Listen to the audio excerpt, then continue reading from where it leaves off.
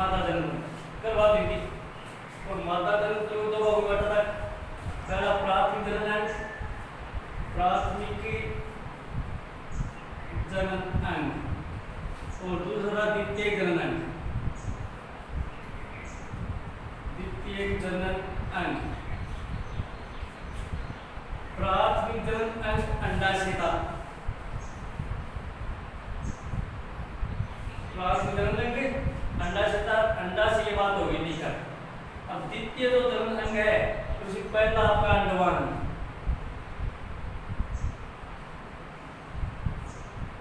दूसरा जो है वो आपका गर्भाशय,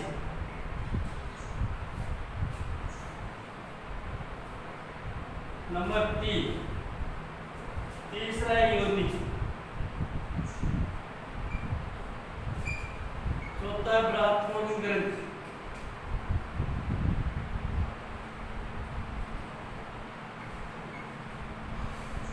ब्राह्मण ग्रंथ, और पांचवा जो है वो आपका भस्म।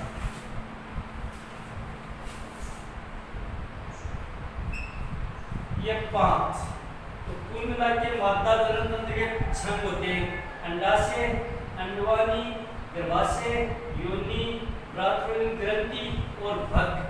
कल अंडाशय की बात हो गई थी कि मादा में एक जोड़ी अंडाशय होते हैं जो उदर गुहा के नीचे श्रोणि भाग में गर्भाशय के दोनों ओर स्थित होते हैं, गहरे भूरे रंग के होते हैं, कुछ विशिष्ट संरचनाएं पाई जाती हैं जिनको पट्टिकाएं कहते हैं। इन्हीं पट्टिकाओं में अंडाणु का निर्माण होता है और अंडाणु परिपक्व होने के बाद अंडाशय से निकलकर पत्रीवाहक से गर्भाशय तक पहुंचता है।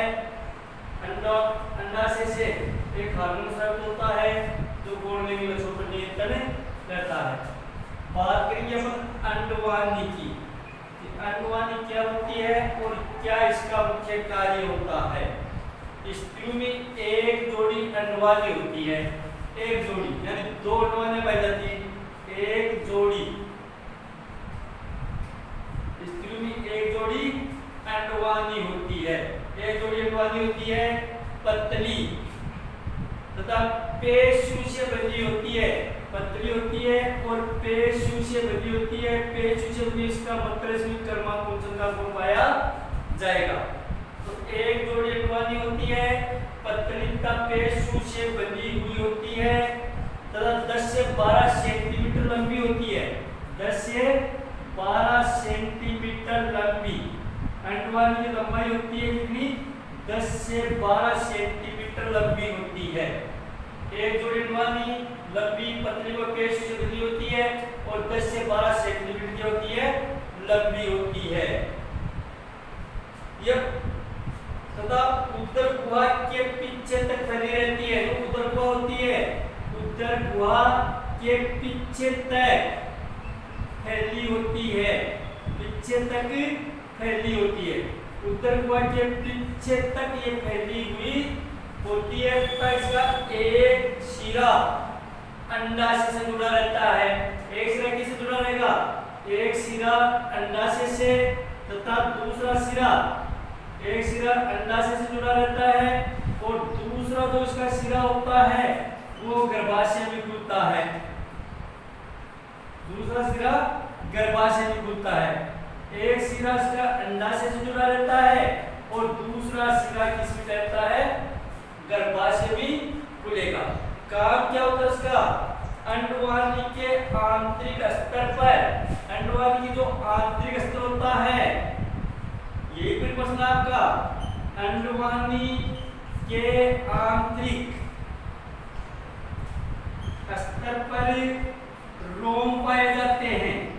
अंडवानी का जो आंतरिक स्तर होता है वहां पर क्या पाया जाइए, रोम पाए जाते हैं और इन रोमों का जो मुख्य कार्य होता है वो मुख्य कार्य होता है शुक्राणु और अंडाणु को गति प्रदान करना। शुक्राणु व अंडाणु को गति प्रदान करना, और यही पर प्रश्न है, गति प्रदान करना। इसका अंडवानी के आंतरिक स्तर पर रोम होते हैं और इन रोमों का मुख्य कार्य होता है शुक्राणु और अंडाणु को गति प्रदान करना। और यही पर एक प्रश्न मिलेगा जो बताइए पर कि अगर स्त्रियों में अंडवानी को हटा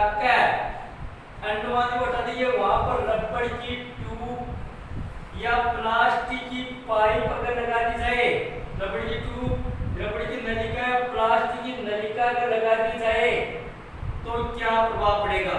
यानी अंडवानी को हटा दिया और अंडवानी की जगह पर रबड़ की ट्यूब, रबड़ की पाइप या प्लास्टिक की पाइप अगर लगा दी तो क्या प्रभाव पड़ेगा। तो अपन बताएंगे कि अगर स्त्रियों में अंडवानी को निकालकर रबड़ की ट्यूब या रबड़ की पाइप लगा देंगे तो निषेचन की क्रिया नहीं हो पाएगी। क्यों नहीं हो पाएगी? क्योंकि शुक्राणु और अंडाणु गति नहीं कर पाएंगे, जिसके कारण का सहयोग नहीं होगा। गति क्यों नहीं कर पाएंगे? क्योंकि अंडवानी के आंतरिक पर रोम पाए जाते हैं जो शुक्राणु और अंडाणु को गति प्रदान करते हैं, जबकि प्लास्टिक की पाइप या रबड़ की ट्यूब पर क्योंकि आंतरिक स्तर पर रोम नहीं होंगे, जिसके कारण शुक्राणु और अंडाणु गति नहीं कर पाएंगे। ये सब लगाएंगे जब प्रश्न आएगा तब बात करेंगे इसकी। तो आंतरिक स्तर पर रोम पाए जाते हैं जो शुक्राणु और अंडाणु को गति प्रदान करते हैं। प्रत्येक अंडवानी का जो सामने वाला सिरा होता है वो इस रूप का होता है। प्रत्येक अंडवानी का जो सामने वाला सिरा होता है वो क्या होता है? झिल्लीनुमा, झिल्लीनुमा या जालदार होता है। जालदार, झिल्लीनुमा या जालदार होता है। ये सामने वाला सिरा इस रूप का होता है जिसको झिल्लीनुमा या जालदार कहते हैं। और इसका मुख्य कार्य होता है अंडाशय के द्वारा उत्सर्जित अणु को ग्रहण करना। यही से ग्रहण होते हैं अंडे। तो इसका मुख्य जो कार्य होता है वो अंडाशय द्वारा उत्पन्न अणु को ग्रहण कर लेता है। अंडवानी का मुख्य जो कार्य होता है, अंडवानी का मुख्य जो कार्य होता है वो अंडाशय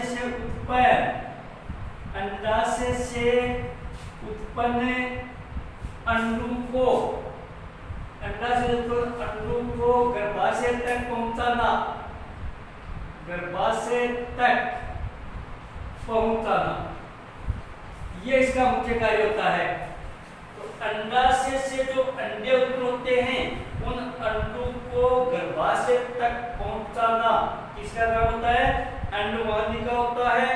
दूसरा जो काम होता है कि मनुष्य में निषेचन की क्रिया है वो अंडवानी में संपन्न होती है। ये सबसे बढ़िया प्रश्न। अंडवानी में यानी मनुष्य में निषेचन की क्रिया कहां पर संपन्न होती है? अंडाशय में संपन्न नहीं होती है। कहां पर होगी? अंडवानी में होगी। तो ये आपकी अंडवानी हो गई कि स्त्रियों में एक जोड़ी अंडवानियां होती हैं या संख्या में 2 होती हैं जो पेशियों से बनी हुई पतली नलिका के समान सहस्राई होती हैं तथा इसकी लंबाई 10 से 12 सेंटीमीटर लंबी होती है जो कि उदर गुहा के पीछे तक फैली होती है।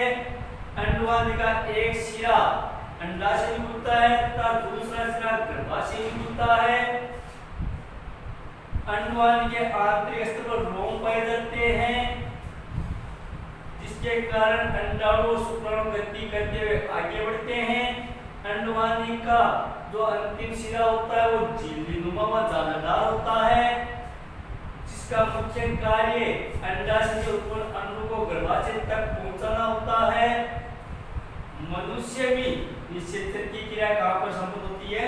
अंडवानी में होती है। इस तरह से इसका वर्णन है कि मनुष्य में एक जोड़ी अंडवानियां होती हैं। ये लंबी पतली व पेशियों से बनी हुई होती हैं। इसकी लंबाई 10 से 12 सेंटीमीटर लंबी होती है। ये अंडवानियां उदर गुहा के पीछे तक फैली रहती हैं। अंडवानी का एक सिरा गर्भाशय से जुड़ा, एक सिरा अंडाशय से जुड़ा होता था, दूसरा सिरा गर्भाशय में खुलता है। अंडवानी के आंतरिक स्तर पर रोम पाए जाते हैं जो कि शुक्राणु तथा अंडाणु को गति प्रदान करते हैं। अंडवानी का एक सिरा झिल्लीनुमा व जालदार होता है जो कि इसका मुख्य कार्य अंडों को ग्रहण करना होता है। अंडवानी का जो मुख्य कार्य होता है वो अंडाशय में उत्पन्न अंडों को गर्भाशय तक पहुंचाना होता है। मनुष्य में निषेचन की क्रिया अंडवानी में ही संपन्न होती है। तो पहला प्रश्न आपका ये कि अंडाशय का मुख्य कार्य क्या होता है? अंडाशय का मुख्य कार्य होता है अंडे उत्पन्न करना। नंबर 2, मनुष्य में निषेचन की क्रिया कहां पर संपन्न होती है? अंडवानी में संपन्न होती है। अंडवानी का मुख्य कार्य क्या होता है? अंडाशय में उत्पन्न अंडों को गर्भाशय तक पहुंचाना होता है। अगर अंडवानी के आंतरिक सिरे पर रोम नहीं होते तो क्या प्रभाव पड़ता? रोम नहीं, अगर अंडवानी के आंतरिक सिरे पर रोम नहीं होते तो शुक्राणु व अंडाणु वृद्धि नहीं कर पाते। ठीक है, इतने सारे प्रश्न। और एक ये बड़े वाला प्रश्न कि अगर अंडवानी को काट करके स्थान पर रबड़ की नलिका लगा दें क्या प्रभाव पड़ेगा? रबड़ की नलिका, क्योंकि अंडवानी के आंतरिक स्तर पर रोम पाए जाते हैं, जबकि अंडवानी के आंतरिक उसकी प्लास्टिक की पाइप या रबड़ की ट्यूब के आंतरिक भाग पर रोम नहीं पाए जाते, जिसके कारण अंडाणु और शुक्राणु वृद्धि नहीं कर पाएंगे, परस्पर निषेचन की क्रिया संपन्न नहीं होगी। ये तो आपके अंडवानी। इसके बाद में आगे बात आती है गर्भाशय। ये गर्भाशय क्या होता है और क्या इसका काम होता है? गर्भाशय के बारे में बात करेंगे तो बताइए, गर्भाशय है वो नासपति के आकार की एक संरचना होती है। नास तो बनास्पति कहते हैं खाने वाली, नासपति के आकार की एक संरचना होती है। गर्भाशय नासपति के आकार का, नासपति होती है उसके आकार का होता है, पेशु से बना हुआ होता है ये भी। और पेशु से जो बना हुआ है इसमें कर्माकुंचन का गुण होगा। तो गर्भाशय और नासपति के आकार का होता है, पेशु से बना हुआ होता है। नासपति का आकार का होगा, पेशु से बना हुआ होता है। इसकी दीवारें मोटी व लचीली होती हैं। दीवार क्या होगी? मोटी होगी, मोटी व लचीली होगी, लचीली, क्योंकि कर्माकुंचन बढ़ जाता है तो मोटी व लचीली होगी। नासपति का आकार होता है, पेशु से बना हुआ होता है, इसकी दीवारें मोटी व लचीली होती हैं। अगली क्या विशेषता होती है? ये उदर के निचले भाग में थैली नुमा, उदर के निचले भाग में, उदर के निचले भाग में, निचले भाग में थैली नुमा, थैली के समान संरचना होती है, थैली नुमा। उदर के निचले भाग में थैली नुमा तथा मलाशय के मध्य स्थित होती है। उदर के निचले भाग में होती है थैली नुमा संरचना होती है, मलाशय के मध्य स्थित होता है। ये गर्भाशय की स्थिति होती है मानव शरीर में कि उदर के निचले भाग में थैलीनुमा संरचना तथा मलाशय के मध्य स्थित उदर द्वार और मलाशय दोनों के मध्य में एक थैलीनुमा संरचना पाई जाती है जो नासपति आकार की होती है, पेशु से बनी होती है, उसको गर्भाशय कहा जाता है। ये स्थिति यानी उदर द्वार के निचले भाग में तथा मलाशय के मध्य में स्थित होती है, थैलीनुमा संरचना होती है जो पेशु से बनी होती है, नासपति आकार की होती है, इसकी दीवारें मोटी व लचीली होती हैं। गर्भाशय का ऊपरी भाग संरचना किस प्रकार की होती है? गर्भाशय का ऊपरी भाग चौड़ा, ऊपरी जो भाग होता है जो नासपति आकार होता है, ऊपरी भाग चौड़ा, ऊपरी भाग चौड़ा हुआ है, निचला भाग सकड़ा होता है, निचला भाग सकड़ा होता है। आकार कैसा होता है? उसका ऊपरी भाग तो होता है चौड़ा थोड़ा सा और निचला भाग क्या होता है? सकड़ा होता है, जिसे क्या बोलते हैं? गिरुआ कहते हैं। और एक का साथ बात आई भी होगी गिरुआ की, जब उसका वर्ड क्या था बंदी आनार का, वहां पर नाम आया था कि गिरुआ के द्वारा गर्भाशय तक पहुंचता है। तो जो सकड़ा भाग होता है उसको क्या बोलते हैं? गिरुआ बोलते हैं, जिसको गिरुआ कहते हैं। गर्भाशय है, गर्भाशय गिरुआ के द्वारा ही, जो गिरुआ भाग होता है गिरुआ के द्वारा ही योनि में खुलता है।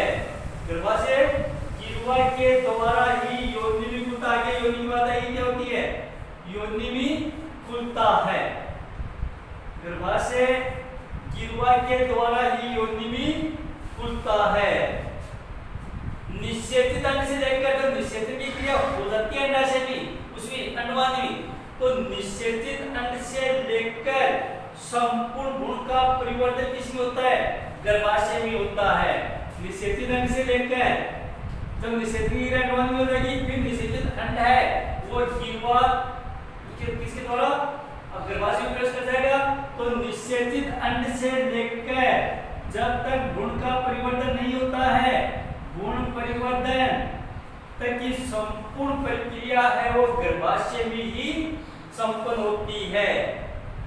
माता और भ्रूण के मध्य कल बात आई थी परिभाषा की, जिसको प्लेसेंटा बोला था।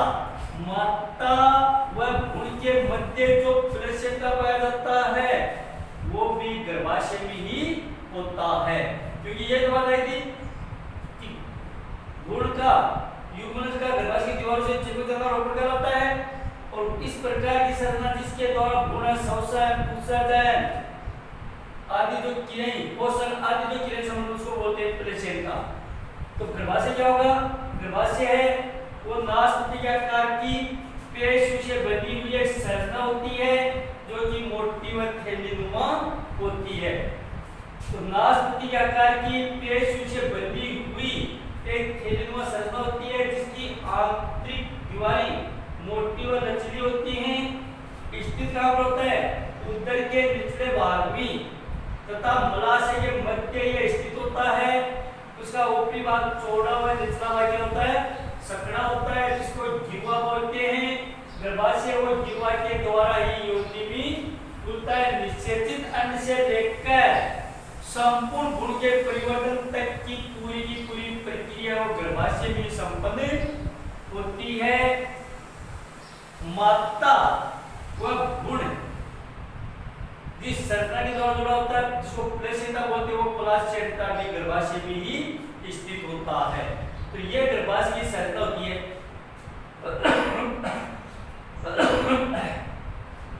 गर्भाशय नासपति के आकार की पेशियों से बनी हुई एक थैलीनुमा संरचना होती है। इसकी दीवारें मोटी व लचीली होती हैं। यह उदर के निचले भाग का मलाशय के मध्य स्थित होता है। गर्भाशय का ऊपरी भाग चौड़ा होता है तथा निचला भाग क्या होता है, सकड़ा होता है, जिसको गिरवा कहते हैं। गर्भाशय है वो गिरवा के द्वारा ही किसमें खुलता है, योनि में खुलता है। निषेचित अंड से लेकर संपूर्ण भ्रूण के परिवर्तन तक की पूरी प्रक्रिया किसकी होती है, गर्भाशय में होती है।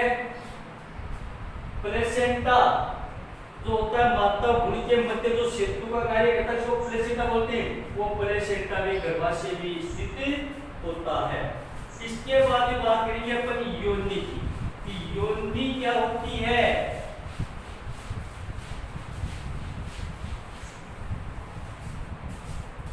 योनि क्या होती है, गर्भाशय गिरवा के द्वारा भी बात है कि गर्भाशय गिरवा के द्वारा ही योनि भी खुलता है। तो यही से करेंगे अपन शुरुआत। योनि क्या होती है, गर्भाशय है वो गिरवा के द्वारा एक पतली लचीली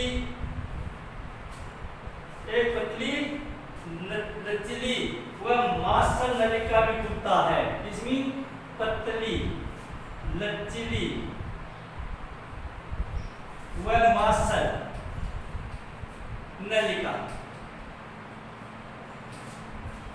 गर्भाशय है वो गिरवा के द्वारा एक पतली लचीली व मांसल नलिका भी खुलता है, जिसको बोलते हैं क्या, योनि कहते हैं। यह मलाशय, यह मूत्राशय और मलाशय के मध्य स्थित होता है। कहां पर, मूत्राशय व मलाशय के मध्य स्थित होता है। मलाशय के मध्य, मूत्राशय और मलाशय दोनों के बीच में स्थित होता है। क्योंकि स्त्रियों में मूत्र अलग होता है, जन्म अलग होता है, तो मूत्राशय जहां पर होता है और मलाशय होता है, इन दोनों तथा लगभग 1 से 10 सेंटीमीटर लंबी होती है। 1 से लेकर 10 सेंटीमीटर लंबी होती है। 1 से लेकर 10 सेंटीमीटर इसकी लंबाई होती है। लंबाई इसकी 1 से लेकर 10 तक होगी। योनि है वो स्त्रियुमी, योनि क्या काम होती है? योनि है वो स्त्रियुमी प्रमुख मैथुनी अंग होता है। मैथुनी अंग होता है। पुरुष में मैथुनी अंग शिश्न होता है और स्त्रियों में मैथुनी अंग कौन होता है? योनि होती है। पुरुष में ये नर में मैथुनी अंग शिश्न होगा, जबकि मादा में मैथुनी अंग वो क्या होगा? योनि होगा। क्यों होगा योनि? क्योंकि पुरुष मैथुन की क्रिया के दौरान, जब मैथुन की क्रिया होती है नर और मादा में, तो नर है वो मैथुन की क्रिया के दौरान योनि में ही शुक्राणु का संकलन करता है। जब मैथुन ये होती है तो नर है वो योनि में ही शुक्राणु का संकलन करता है, यानी शुक्राणु है वो योनि में ही छोड़ता है। गर्भाशय के द्वारा शुक्राणु संकलन गर्भाशय के दौरान नियमित जो मासिक स्राव होता है, कब आता है? मासिक धर्म, ऋतुचक्र या रजोधर्म, तो उसमें गर्भाशय की आंतरिक दीवारों से जो रक्त आता है, रुधिर आता है, वो रुधिर भी योनि मार्ग के द्वारा ही बाहर, योनि मार्ग के द्वारा ही निष्कासित किया जाता है। यानी गर्भाशय से जो एक निश्चित अंतराल के बाद में जो रुधिर स्रावित होता है, जिसको मासिक धर्म या ऋतुस्राव बोलते हैं, तो उस समय जो रुधिर होता है वो भी योनि मार्ग के द्वारा ही शरीर से बाहर आता है। तथा जो गर्भ शिशु होता है, गर्भ में पल रहा जो शिशु होता है, वो गर्भ शिशु जन्म के समय कहां से आता है? वो भी योनि मार्ग से ही बाहर आता है। यानी गर्भ शिशु है, गर्भ में पल रहा जो शिशु है, वो भी योनि मार्ग के द्वारा ही शरीर से बाहर आता है। योनि में एक बैक्टीरिया पाया जाता है जिसको लैक्टोबैसिलस बोलते हैं। लैक्टोबैसिलस बोलते हैं। ये जीवाणु होता है एक तरह का, ये योनि में पाया जाता है। तो योनि में एक जीवाणु पाया जाता है जिसको लैक्टोबैसिलस कहते हैं। ये लैक्टोबैसिलस जो जीवाणु होता है योनि मार्ग को अम्लीय बनाए रखता है। योनि मार्ग को अम्लीय बनाए रखता है। यह आपकी हो गई योनि। तो क्या बताएंगे कि गर्भाशय है वो जीवा के द्वारा एक पतली लचीली व मांसल नलिका में खुलता है, जिसे योनि कहते हैं। मादा में या स्त्रियों में योनि मूत्राशय व मलाशय के मध्य स्थित होती है। इसकी लंबाई 1 से 10 सेंटीमीटर होती है। स्त्रियों में योनि प्रमुख मैथुनी अंग होता है, क्योंकि मैथुन की क्रिया के दौरान नर है वो योनि में शुक्राणु का संकलन करता है। वो योनि में शुक्राणु का क्या करेगा? संकलन करेगा। गर्भाशय के द्वारा जो मासिक स्राव होता है वो भी योनि मार्ग के द्वारा शरीर से बाहर आता है। तथा गर्भस्थ जो शिशु होता है वो भी जन्म के समय योनि मार्ग से बाहर निकलता है। योनि में एक लैक्टोबैसिलस नाम का जीवाणु होता है जो योनि मार्ग को क्या बनाता है? अम्लीय बना देता है, जिसके कारण योनि नम व चिकनी बनी रहती है। ये योनि का गुण हो गया। ठीक है, योनि गर्भाशय और गिरवा के द्वारा शुरुआत ऐसे करके हम लोग छोड़ा था। अब शुरुआत कैसे करते हैं? तो गर्भाशय है वो गिरवा के द्वारा एक पतली लचीली व मांसल नलिका में खुलता है, इसको योनि कहते हैं। योनि है मूत्राशय और मलाशय के मध्य स्थित होती है, 1 से 10 मीटर लंबी होती है। महिलाओं में या स्त्रियों में योनि प्रमुख मैथुनी अंग होता है, क्योंकि मैथुन की क्रिया के दौरान नर है वो योनि में शुक्राणु का संकलन करता है। गर्भाशय का जो मासिक धर्म होता है या गर्भाशय के दौरान नियमित रूप से स्रावित जो रुधिर होता है वो भी योनि मार्ग के द्वारा निष्कासित किया जाता है। और गर्भस्थ शिशु है वो भी योनि मार्ग के द्वारा शरीर से बाहर निकलता है। योनि में एक जीवाणु पाया जाता है जिसको लैक्टोबैसिलस नाम का जीवाणु होता है। जो अम्लीय पदार्थ स्रावित करता है, जो योनि मार्ग पर चिकना वजन बनाए रखता है। इसके बाद में अगली जो बात आती है वो पुरुष में तो प्रोस्टेट ग्रंथि की, और स्त्री में कौन सी है?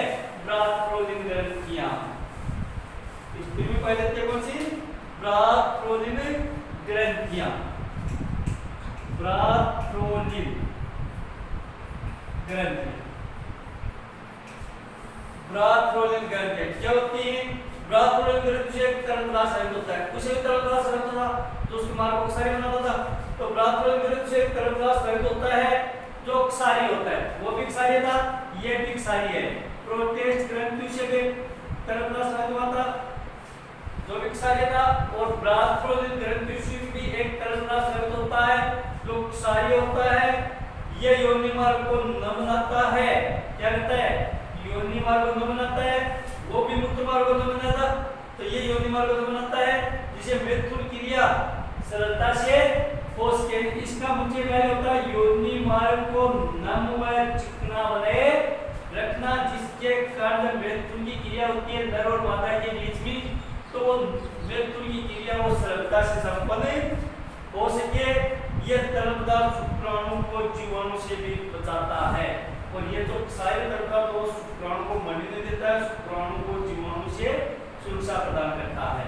तो इसका इतना है सिर्फ कि ब्राथ्रोलिन ग्रंथि से एक तरल पदार्थ स्रावित होता है जो क्षारीय होता है, और ये योनि मार्ग को नम व चिकना बनाए रखता है, जिसके कारण मृत्यु की क्रिया सरलता से संपन्न हो सके तथा शुक्राणु को जीवाणु से भी बचाता है, यानी शुक्राणु की रक्षा करता है जीवाणु से। इसके बाद में आगे जो बात आती है वो आती है भग की, जो जनन तंत्र का अंतिम भाग होता है, इसको बोलते हैं क्या? भग बोलते हैं। भग क्या होता है? भग योनि है वो एक छिद्र के द्वारा बाहर खुलती है। योनि क्या करती है? योनि एक छिद्र के द्वारा बाहर खुलती है। योनि एक छिद्र के द्वारा बाहर खुलती है, क्योंकि पुरुष में भी अंतिम जो भाग था वो शिश्न मुंड था, तो हमने लिखा था कि शिश्न के अंतिम भाग पर एक छिद्र पाया जाता है जिसको शिश्न मुंड बोलते हैं। इसी शिश्न मुंड के द्वारा मूत्र का परित्याग किया जाता है।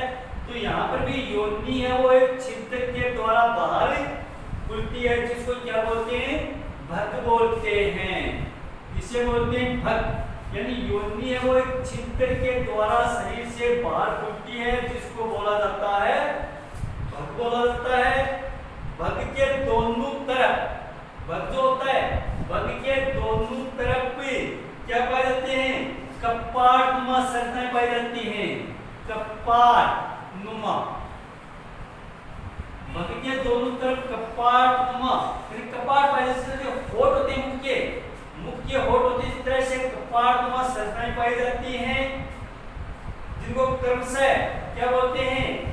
बाह्य होठ व अंतःहोठ बोलते हैं। होठ जैसी संरचनाएं होती हैं जिनको क्रमशः बाह्य ओष्ठ व अंतःओष्ठ बोलते हैं। अंतःओष्ठ बोलते हैं। भग के दोनों तरफ कपाटनुमा होठ जैसी संरचना, मुख खुलता बंद हो जाता है, होठ जैसी संरचना पाई जाती है। कपाटनुमा संरचना होती है जिनको क्रमशः बाह्य ओष्ठ व अंतःओष्ठ कहते हैं। शिश्न है, शिश्न नर का प्रमुख अंग होता है, मृत्युलिंग होता है। तो शिश्न है वो भग के द्वारा ही, शिश्न वो भग के द्वारा ही योनि में प्रवेश करता है, योनि में प्रवेश करता है। शिश्न है, जब मृत्यु की क्रिया होती है तो शिश्न है वो भग के द्वारा ही योनि में प्रवेश करता है। स्त्रियों में मूत्र मार्ग व जनन छिद्र क्या होता है? अलग अलग होता है। ये मादा तंत्र का अंतिम भाग होता है। भग योनि है वो एक छिद्र के द्वारा बाहर खुलती है, जिसे भग कहते हैं। इसको क्या बोलते हैं? भग कहते हैं। स्त्रियों में इसको क्या बोलते हैं? भग बोलते हैं। भग के दोनों ओर कपाट नुमा संरचनाएं पाई जाती हैं, जिनको ओष्ठ कहा जाता है, और दोनों बाह्य ओष्ठ व अंतःओष्ठ कहा जाता है। मैथुन क्रिया के दौरान शिशन है वो भग के द्वारा ही योनि में प्रवेश करता है। स्त्री में मूत्र मार्ग व जनन छिद्र अलग अलग होते हैं, इसलिए वो उभय मार्ग नहीं बोला जाता, जो पुरुष में उभय मार्ग बोला जाता है। तो ये आपका हो गया भग योनि एक छिद्र के द्वारा बाहर खुलती है, इसको भग बोलते हैं। भग के दोनों तरफ कपाड़ मांस को कर्म से बाह्य ओष्ठ अंतःओष्ठ कहा जाता है। मैथुन क्रिया के दौरान शिशन है वो भग के द्वारा योनि में प्रवेश करता है। स्त्रियों में मूत्र मार्ग व जनन छिद्र अलग अलग होते हैं। ये आपका हो गया मादा जनन तंत्र। अगली जो बात आएगी वो आएगी मानव में निषेचन। मानव में निषेचन यानी मनुष्य में निषेचन की क्रिया किस प्रकार होती है। सीधा मतलब होता है मनुष्य में शिशु का निर्माण कैसे होता है, शिशु कैसे बनता है। तो मनुष्य भी निषेचन की क्रिया, मनुष्य में नर तथा मादा युग्मकों का संयोजन क्या होता है। मनुष्य में नर तथा मादा युग्मकों का संयोजन मादा के शरीर के अंदर होता है। कल परिभाषा पढ़ी थी, एक बाह्य निषेचन होता है। जब नर व मादा युग्म का संयोजन शरीर के बाहर होता है उसको बाह्य निषेचन, और शरीर के अंदर होता है उसको आंतरिक निषेचन बोलते हैं। यहाँ उदाहरण लगाते हैं अपने मनुष्य का। तो मनुष्य में नर तथा मादा युग्म का संयोजन मादा के शरीर के अंदर होता है, इसलिए इसको क्या बोलते हैं, आंतरिक निषेचन कहते हैं। जनन क्रिया में जब जनन क्रिया होती है, जनन क्रिया में नर द्वारा असंख्य शुक्राणु, जब जनन क्रिया होती है तो जनन क्रिया में नर द्वारा, नर है वो असंख्य शुक्राणु है वो कब डाल देता है, मादा की योनि में मैथुन क्रिया के दौरान संकलित कर देता है। अब ये बात आई है कि योनि भग के द्वारा योनि में प्रवेश करता है और योनि में डालता है। तो जब जनन क्रिया होती है तो नर है वो असंख्य जो शुक्राणु होते हैं वो असंख्य शुक्राणु मादा की योनि में संकलित कर दिया जाता है। यह शुक्राणु यहाँ पर शुक्राणु क्या करते हैं, योनि से क्या करेंगे, योनि में डाल देगा। तो शुक्राणु है वो शुक्राणु क्या करेंगे, यह शुक्राणु यहाँ पर तरल माध्यम में गति करते हुए गर्भाशय तथा इसके बाद में अंडवानी में पहुंच जाते हैं। शुरुआत कहाँ से होती है कि जनन क्रिया के दौरान मनुष्य में आंतरिक निषेचन होता है, क्योंकि नर व मादा युग्म का संयोजन मादा के शरीर के अंदर होता है, आंतरिक निषेचन होती है। जब जनन क्रिया होती है तो नर है, नर असंख्य, वो सरल सी बात है, नर असंख्य शुक्राणु कहाँ पर डालता है, असंख्य शुक्राणु मादा की योनि में डाल देता है, योनि में छोड़ देता है। जब जनन क्रिया होती है, मैथुन क्रिया होती है तो नर वो असंख्य शुक्राणु मादा की योनि में डाल देता है। यहाँ से ये जो शुक्राणु है वो योनि से तरल माध्यम में गति करते हुए, तरल पदार्थ में गति करते हुए पहले गर्भाशय में जाते हैं, पहले गर्भाशय में और बाद में अंडवानी तक पहुंच जाते हैं, अंडवानी में पहुंच जाते हैं। अंडवानी पहुंच जाएंगे और अब थोड़ी देर पहले पढ़ी है कि मनुष्य में जैसे क्रिया कहाँ होती है, अंडवानी होती है। तो ऐसा ये शुक्राणु योनि में छोड़ देता है, यहाँ से शुक्राणु गति करते हुए गर्भाशय से होते हुए कहाँ पहुंच जाते हैं, अंडवानी पहुंच जाते हैं। शुक्राणु है, शुक्राणु से एक तरल पदार्थ स्रावित होता है, शुक्राणु एक तरल पदार्थ स्रावित करेगा जिसको बोलते हैं एंटी फर्टिलाइजिंग। ये शुक्राणु छोड़ता है एंटी फर्टी छोटा प्रश्न लेगा, एंटी फर्टिलाइजिंग ये शुक्राणु छोड़ता है। शुक्राणु का वो एंटी फर्टिलाइजिंग नामक एक रसायन स्रावित करता है जो निषेचन की क्रिया में सहायक होता है। अगर शुक्राणु ये एंटी फर्टिलाइजिंग रसायन स्रावित नहीं करेगा तो निषेचन की क्रिया संपन्न नहीं होगी। तो शुक्राणु है वो एंटी फर्टिलाइजिंग तरल पदार्थ स्रावित करता है जो कि निषेचन की क्रिया में क्या होता है, सहायक होता है। यह निषेचन की क्रिया में सहायक होगा। असंख्य शुक्राणु में से असंख्य शुक्राणु छोड़ता है, असंख्य शुक्राणु में से एक शुक्राणु, जो भी शुक्राणु छोड़ेगा तो असंख्य शुक्राणु में से एक शुक्राणु है वो क्या करेगा, अंडे में प्रवेश करता है। असंख्य शुक्राणु में से एक शुक्राणु है वो अंडे में, एक शुक्राणु और एक अंडाणु। असंख्य जो शुक्राणु छोड़ता है नर और मादा वो असंख्य अंडे उत्पन्न करती है, लेकिन इनमें से सिर्फ और सिर्फ एक शुक्राणु एक अंडे में प्रवेश करता है।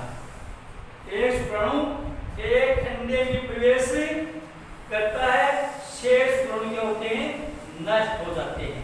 बाकी के सारे शुक्राणु क्या हो जाएंगे, नष्ट हो जाएंगे। मादा जनन मार्ग में शुक्राणु, मादा जनन मार्ग में शुक्राणु कुछ दिन तक जीवित रहते हैं, कुछ दिन तक जीवित रहेंगे, कुछ दिन तक जीवित रहेंगे। इसके बाद में क्या हो जाएंगे, वो अपने आप क्या हो जाएंगे, नष्ट हो जाएंगे। फिर क्या होगा, नष्ट हो जाएंगे निषेचन के बाद।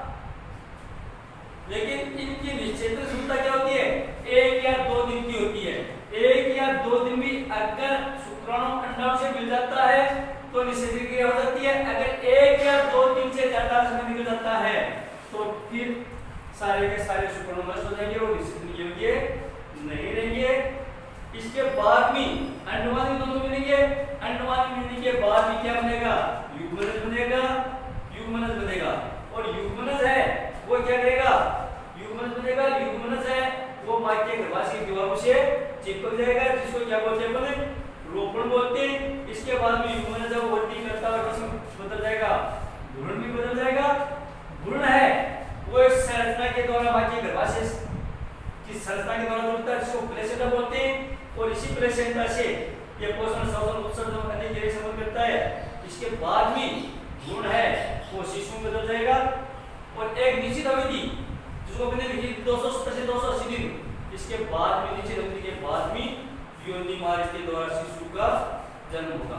क्या करेंगे हम बात, ये तो किताब की बात। अपन क्या करेंगे, मनुष्य में नर व मादा युग्मकों का संयोजन, मनुष्य में नर व मादा युग्मकों का संयोजन है वो मादा के शरीर के अंदर होता है, इसलिए इसे आंतरिक निषेचन कहा जाता है। जब जनन की क्रिया होती है या मैथुन क्रिया के दौरान नर द्वारा असंख्य शुक्राणु मादा की योनि में छोड़ दिए जाते हैं। ठीक है, ये शुक्राणु तरल माध्यम में, एक तरल पदार्थ होता है, उस तरल माध्यम में गति करते हुए पहले गर्भाशय में जाते हैं, तब बाद में कहां जाएंगे, अंडवानी में चले जाएंगे। उसी समय जब अंडवानी में जाता उसी समय शुक्राणु से एक तरल पदार्थ स्रावित होता है, जिसको एंटी फर्टिलाइजिंग कहते हैं। ये एंटी फर्टिलाइजिंग रसायन है वो निषेचन की क्रिया में सहायक होता है। असंख्य शुक्राणु में से एक शुक्राणु एक अंडे से संयोजन करता है, जिसको निषेचन कहते हैं।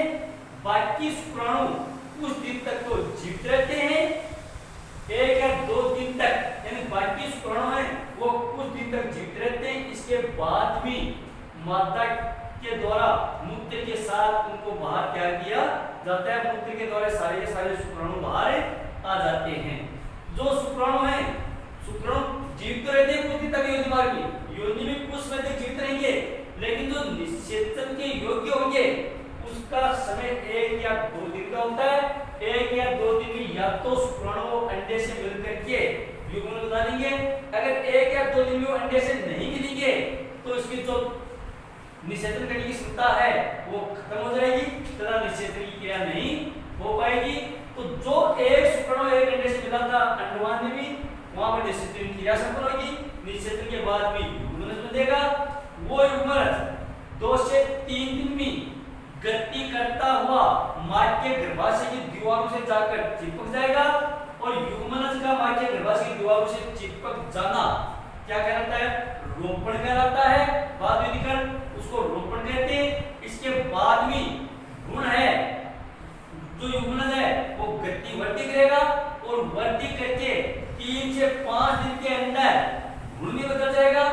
भ्रूण है वो एक संरचना के द्वारा मां के गर्भाशय और भ्रूण के बीच में एक संरचना बनती है जिसको प्लेसेंटा कहते हैं, और इसी प्लेसेंटा के द्वारा भ्रूण है वो पोषण, उत्सर्जन, श्वसन तथा अन्य जो भी जीव जो जैविक क्रिया करता है वो सारी की सारी जैविक क्रियाएं भ्रूण करेगा, वो करता रहता है और भ्रूण भी धीरे धीरे वृद्धि करता हुआ शिशु में बदल जाता है। और एक निश्चित अवधि